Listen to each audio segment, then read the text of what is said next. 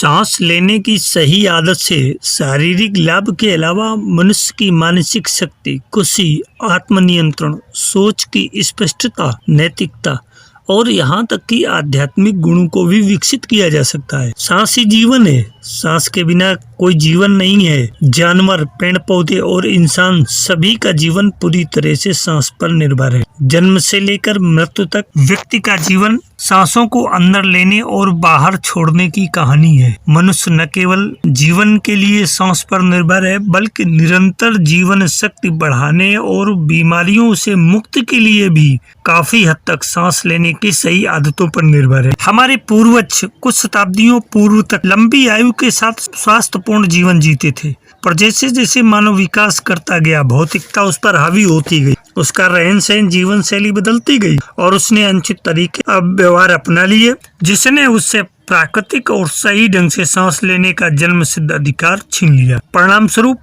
उसकी जीवन शक्ति भी कम होती चली गई। श्वास विज्ञान का ये मानना है कि हर व्यक्ति के खाते में सांसों की संख्या निश्चित होती है। प्राचीन योगी भी इसे समझते थे, इसलिए वे अपनी सांसों को ध्यान पूर्वक खर्च करते थे। यदि कोई छोटी छोटी सांसें लेकर अपने खाते की सभी सांसें जल्दी खत्म कर रहा है तो उसमें गलती किसकी है? लंबी सांसों का अभ्यास सांसों की फिजूल खर्ची को रोकता है और आपको दीर्घायु बनाता है। जब भी आप अकेले बैठे हों तो पूरी शांत के साथ सांस को अंदर आते और बाहर जाते ध्यान पूर्वक देखें। आप देखेंगे कि सांस के अंदर जाने और बाहर जाने के ठीक बीच में एक बिंदु आता है। इस बिंदु को पकड़ने की कोशिश कीजिए, उसमें ठहरने की कोशिश करें। थोड़े अभ्यास से आप इसमें पारंगत हो सकते हैं। पूर्व के लोग ये स्वीकार करते हैं कि सांस लेने की सही आदतों अर्थात श्वसन के विज्ञान, लंबी गहरी पूरी श्वास से शारीरिक लाभ के अलावा मनुष्य की मानसिक शक्ति इत्यादि को विकसित किया जा सकता है। वे जानते हैं कि लयबद्ध सांस लेने से व्यक्ति स्वयं को प्रकृति के साथ सामंजस्यपूर्ण स्थिति में ला सकता है और अपने अंदर की अव्यक्त शक्तियों को भी प्रकट कर सकता है।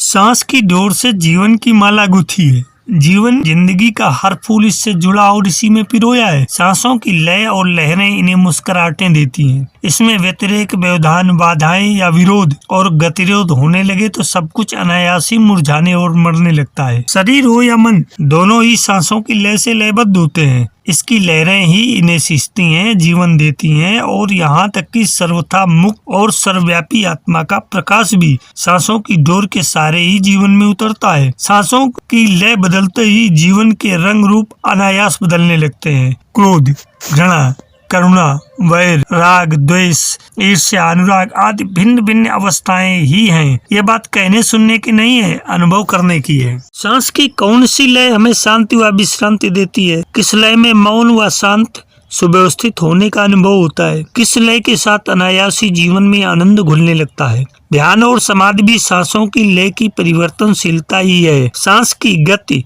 विलय को जागरूक करना और परिवर्तन करने की कला ही तो प्राणायाम है। सांस के परिवर्तन से तो उसका जीवन ही बदल जाता है। हालांकि ये लय परिवर्तन होना चाहिए आंतरिक होश के साथ, जो प्राणायाम की किसी बंधी बनाई विधि द्वारा संभव नहीं है। यदि विधि ही खोजनी हो तो प्रत्येक सांस के साथ होश पूर्वक रहना होगा और साथ ही हर सांस के साथ भगवत नाम का अभ्यास करना होगा। ऐसा हो तो सांसों की लय के साथ जीवन की लय बदल जाती है। वस्तुतः सांसों का मानसिक शांति और अशांत के साथ भी गहरा संबंध है। जब आपका मन शांत होता है, लयबद्ध होता है, सब कुछ आपको संगीतमय महसूस होता है और जब आपके मन में नकारात्मकता का भाव नहीं होता, तब आप सांस तेजी से न लेकर धीमी गति से तुलनात्मक रूप से गहरी लेते हैं। आपने इस चीज को स्वयं में अनुभव किया होगा। हमारे शरीर को 4 स्रोतों से ऊर्जा मिलती है। वे हैं भोजन, नींद, ज्ञान और सांस।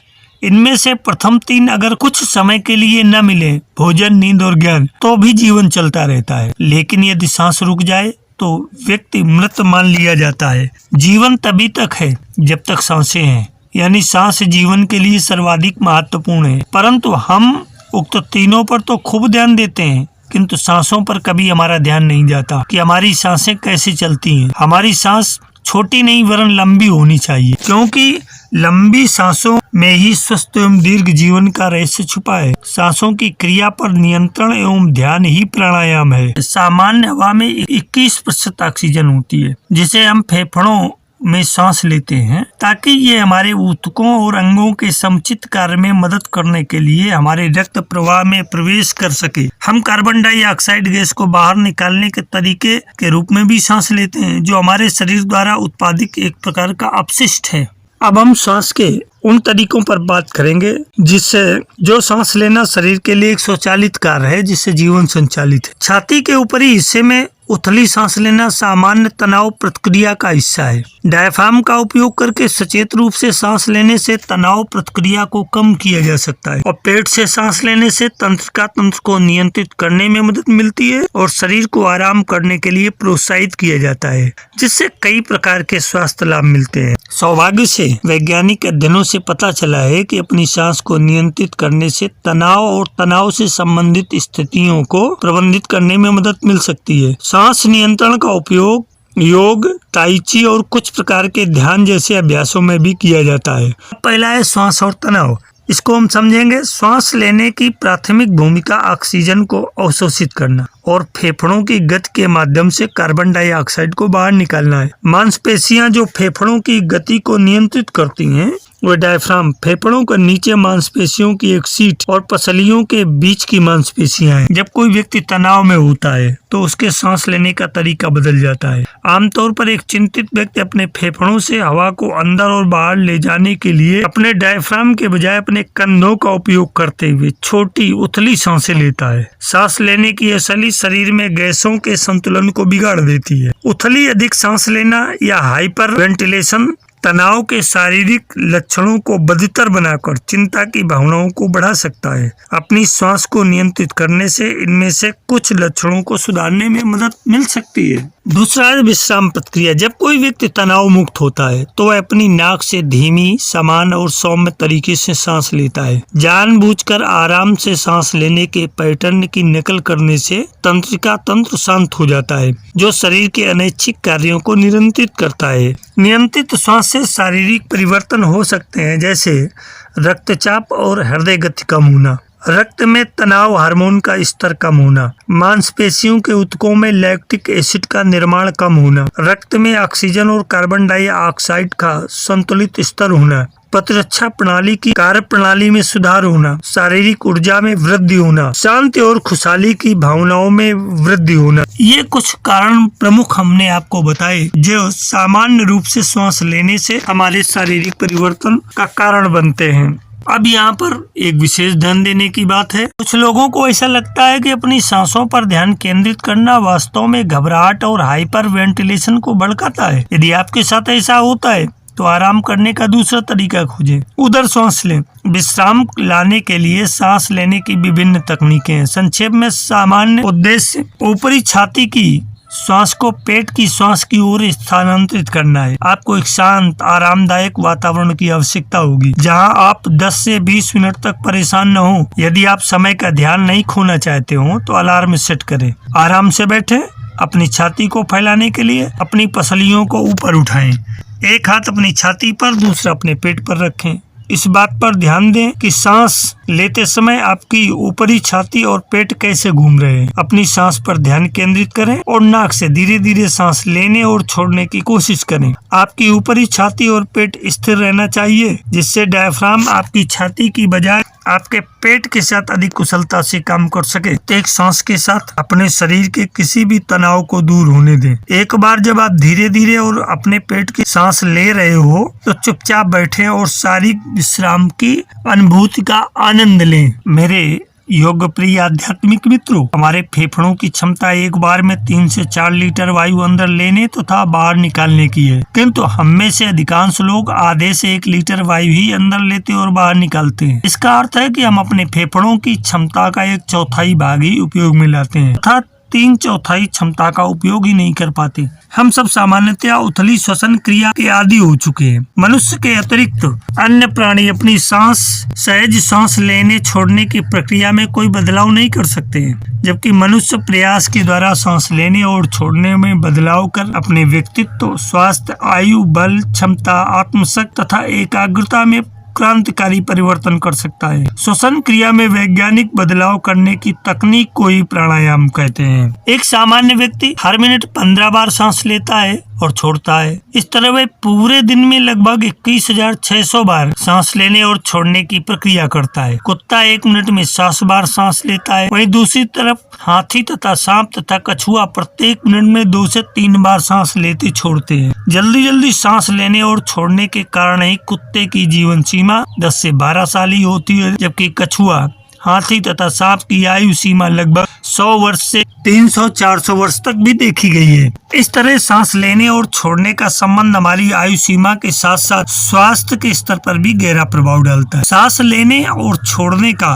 हमारे मन और भावों से गहरा संबंध है। भय, क्रोध, तनाव तथा कुंठा की स्थिति में सांसों की गति तेज हो जाती है। जब भी मन में नकारात्मक विचारों और प्रवृत्तियां आती हैं, सांस लेने और छोड़ने की गति तेज हो जाती है। लययुक्त, गहरी तथा धीमी श्वसन प्रक्रिया से मन को शांत, स्थिर तथा एकाग्र बनाया जा सकता है, जबकि अनियमित तथा जल्दी जल्दी सांस लेने से शारीरिक, मानसिक, भावनात्मक अवरोध जन्म लेते हैं, जो आखिरकार असंतुलित व्यक्ति, अशांति, उथल पुथल, असंयमित जीवन शैली तथा विभिन्न संघातक रोगों का कारण बनते हैं। इस दिशा में प्राणायाम की भूमिका महत्वपूर्ण हो सकती है। प्राणायाम के अभ्यास से पहले सांस लेने और छोड़ने की 3 प्रमुख विधियों का अभ्यास करना चाहिए। यह है उदर श्वसन, वक्षीय श्वसन और यौगिक श्वसन। अब यहाँ पर पहले हम उदर श्वसन को समझते हैं। सही सांस लेना और छोड़ना सीखने का पहला चरण है उदर यानी पेट से सांस लेने में दक्षता हासिल करना। तनाव, अस्वास्थ्यकर आदतें, बैठने का गलत ढंग और तंग पोशाक के कारण हमारी पेट से सांस लेने की क्षमता कम हो जाती है, जिससे हमें अनेक शारीरिक रोगों और तनाव का सामना करना पड़ता है। सभी रोगों, मानसिक तनाव, कुंठा, क्रोध, भय से मुक्ति का सरल उपाय उदर श्वसन है। इसका अभ्यास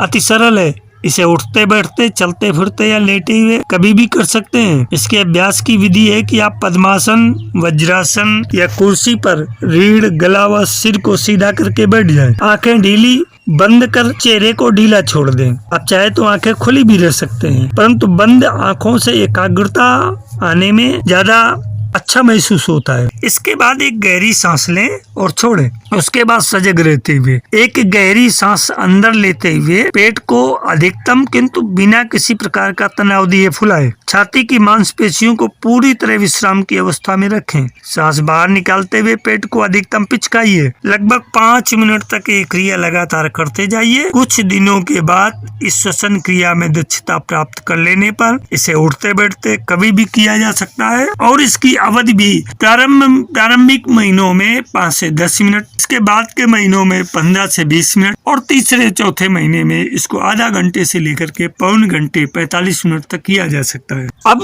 दूसरा नंबर है वक्षीय श्वसन। इस श्वसन क्रिया में सांस लेते समय छाती में ही भरते हैं। गहरी सांस अंदर लेकर फेफड़ों को अधिकतम किंतु तनाव रहित फुलाया जाता है। इस स्थिति में पसलियां, गर्दन, हंसली ऊपर की ओर उठती हैं, किंतु पेट एवं मध्यपट डायफ्राम को बिल्कुल अछूता रखा जाता है। सांस बाहर निकालते हुए छाती एवं पसलियों को धीरे धीरे सामान्य किया जाता है। 5 मिनट से अधिक इसका अभ्यास न करें। तीसरा है यौगिक श्वसन। यह सर्वश्रेष्ठ श्वसन प्रक्रिया है। इसके अभ्यास से व्यक्ति अनेक छोटे मोटे रोगों व तनाव से बच सकता है। साथ ही जुकाम, खांसी, बुखार, एलर्जी, साइनस, पेट के रोग तथा कफ संबंधी समस्याओं से राहत मिलती है। इसके लिए सबसे पहले पद्मासन, सिद्धासन या पालथी मारकर सुखासन या कुर्सी पर रीढ़, गला व सिर को सीधा करके बैठे। इसे शवासन में लेटकर भी किया जा सकता है। अब सांस अंदर लेकर पेट को फुलाएं और इसके बाद सीने को फुलाएं। सांस बाहर निकालते हुए पहले सीने को पिचकाइए, फिर पेट को पिचकाइए। ये यौगिक श्वसन है। इसे प्रारंभ में लगभग 5 मिनट तक करें और हर 15 दिन के बाद 5 मिनट इसके समय अवधि बढ़ाते चले जाएं। बीमारी का जन्म तन और मन दोनों से कहीं से भी हो सकता है। उनके अनुसार योग तथा प्राणायाम के नियमित अभ्यास से शरीर ही नहीं मन के कई रोगों को दूर करने में भी मदद मिलती है। अगर आप बाईं नासिका से सांस ले और छोड़ रहे हैं तो अधिकतर आपको साइनोसाइटिस, टॉन्सिलाइटिस, ब्रोंकाइटिस तथा अस्थमा जैसे रोग हो सकते हैं। उनमें सिर दर्द, बौद्धिक कमजोरी, हाइपरथायराइड, लीवर में गड़बड़ी, मासिक धर्म में गड़बड़ी देखी जाती है। जो लोग पिंगला नाड़ी से सांस लेते छोड़ते थे उनमें हाई बीपी तथा धमनियों पर दबाव की शिकायत भी अधिक देखने को मिलती। आशा है कि इस वीडियो का आप अपने जीवन में उपयोग करके इसका लाभ उठाएंगे तथा दूसरों को भी प्रेरित करेंगे। जीवन के साथ योग चैनल में आज इतना ही। धन्यवाद।